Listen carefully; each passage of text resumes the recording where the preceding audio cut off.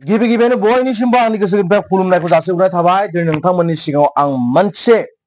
बिराद special video लानानै फैदों लोगोफोर। नोंथांमोना बे भिडिअखौ मोजां मोनखाथारगोन आरो बेजों लोगोसे आं जाय बिथांमोना आंनि बे भिडिअखौ निउ भिउवार्स हिसाबै नायगासिनो दङ बिथांमोनखौ आंनि गोसो गोरबोनिफ्राय खावलायगोन नोंथांमोना प्लिज साबस्क्राइब खालाम, भिडिअखौ एनिफ्राय लाइक खालाम। एनिफ्राय दिनै नोंथांमोननि सिगाङाव आं बेखौनो लानानै फैदों दाख्लैबावै जिहेतु आंनि हगारनाय भिडिअ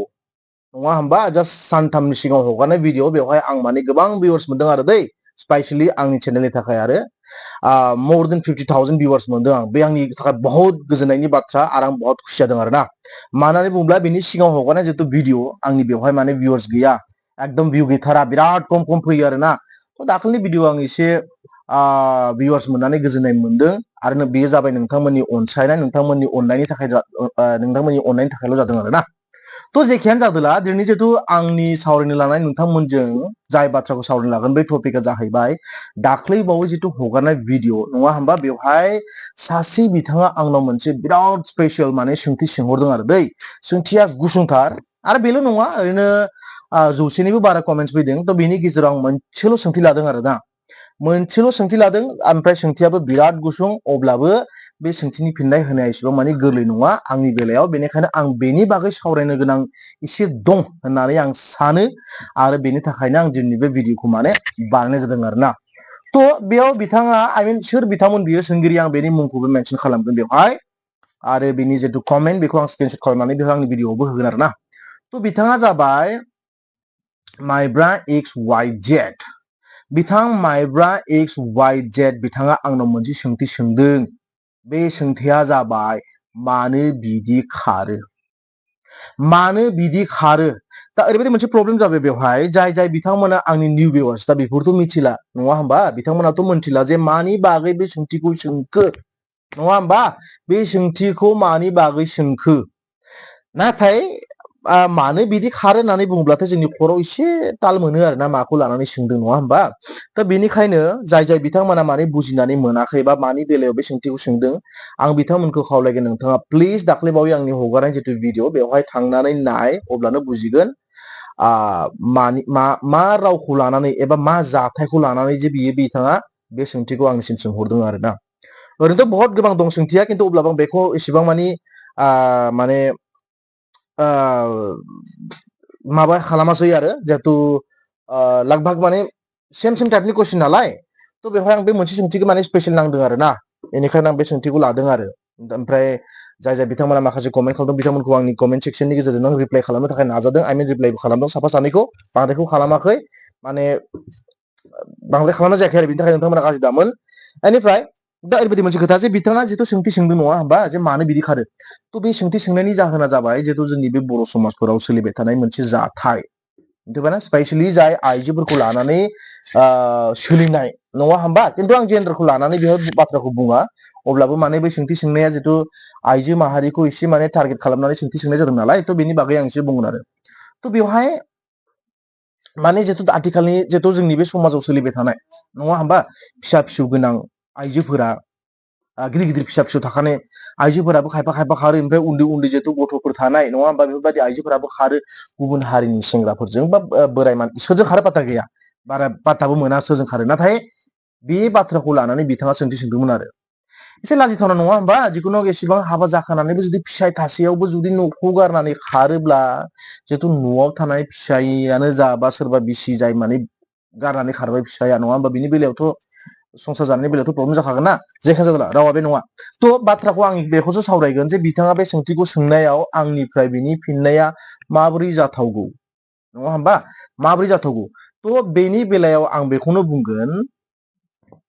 ओरैनो बिसिया गारना खारनाय, फिसा फिसौ थाखानानैबो खारनाय, बा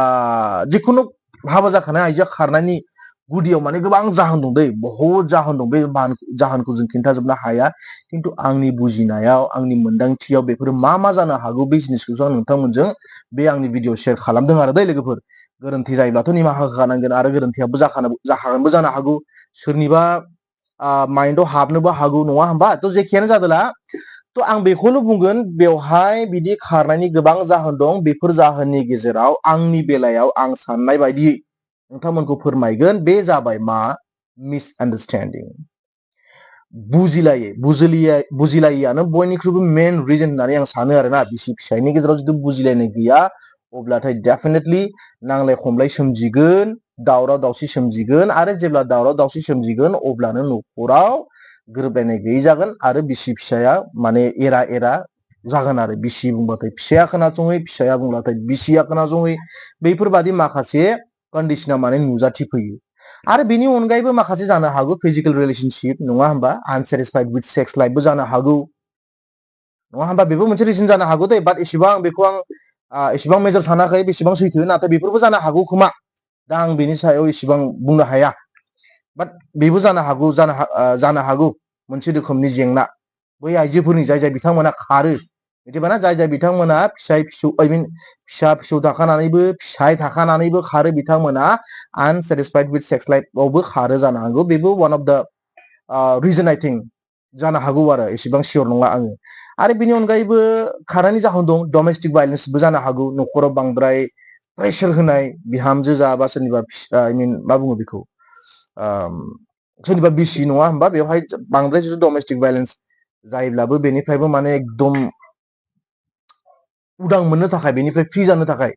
नङा होमबा बेनिफ्रायबो उदां मोननो थाखाय फ्रि जानो थाखाय माने सोरबा खायफा खारो खोमा बेनो आरो लोंनाय जानायफोरा बांद्राय जाखावबाथ' जाखागोनलाय न'खराव दावराव दावसि नङा होमबा थ' बेनिखायनो जों माने एसे लिमिटाव थानानै निसायारि जिनिसफोरखौ माने लानांगौ बेयो जोंनि देहानि थाखायबो मोजां प्लास जोंनि न'खरनि गासैबो फेमिलिफोरनि थाखायबो मोजां आरोबाव जेसेबां बुङो बाथ्राया बेसेबां लावो आरोबाव बेखौनो बुंगोन आं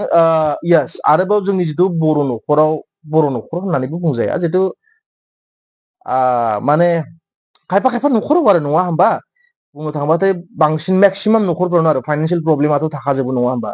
फाइनान्सियेल प्रब्लेम थाखायो रांखान्थिनि बेलायावथ' बहुत जेंना दंखायो नङा होमबा थ' रांखान्थिनि बेलायाव जेंना नुजाथियोबाबो बिथांमोना खारो खोमा मोजां नागिरनानै साबसिन नागिरनानै गावसिनि फिउचारखौ साननानै खिन्थु जाय बिथांमोना हाबा जाखादों फिसा फिसौ थाखादों आरोबाव बिसोर फिउचाराव सोरबा गुबुन सासे हौवाजों प्लेनिं खालामनाया मोजां नङा होननानै आं सानो आरो दै बे आंनि बुजिनाय खालि आंनि गोसोआव माने आं जा बुजिनानै मोनदों नोंथांमोना आं बेखौ खालि फोरमायदों बेसेबां सैथो बेसेबां रावा बेरखांदों आङो बेखौबो बुजिनानै मोनाखै जास्ट कन्टिनिउअसलि आं बुंगासिनो दङ आरो नङा होमबा बेनो लोगोफोर आंनि बुजिनायाव बेफोरनो रिजन दावराव दावसि खालामलायबाय थानाय न'खराव बिदिब्लाबोथ' सुख सान्ति गैया जायोना नङा होमबा बेफोरनो आरो मोनफा मोनफा रिजन आंनि थाखाय थ' जेखियानो जादों आं बै जाय बिथांमोना बेफोरबादि अलरेडि खारखाबाय दा बिथांमोननि बेलायावथ' मा बुंगोन नाथाय जाय बिथांमोना बेफोरबादि सानदों नङा होमबा सानगासिनो दङ प्लेनिं लागासिनो दङ गोसोआवनो गोसो फिसायखौ थगायनो थाखाय बा सोरबा फिसाया बिसिखौ थगायनो थाखाय बेफोरबादिखौ हुदाखौ गारनाया मोजां मानो होननानै बुङोब्ला गारना थांग्राथ' थांबाय खिन्थु न'खराव थानाया नङा होमबा दुखु दाहायाव गोग्लैयो प्लास ससाइटियाव समाजाव माने गोरोबनो थाखाय खाबु मोना मा होनना बुङो बेखौ मा होनना बुङो बेखौ समाजजों माने एक्सेप्ट खालामजानो नागिरा आरोना बिदि मानसिया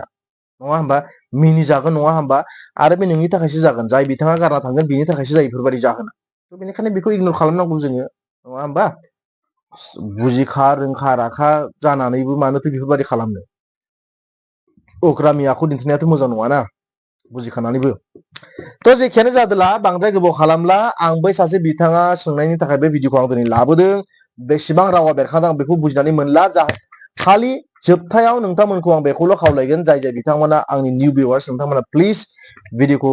लाइक खालाम आंनि चेनेलखौ साबस्क्राइब खालाम बेनो आरो बेजों लोगोसे आंनि भिडिअखौ दिनै बेयावनो फोजोबबाय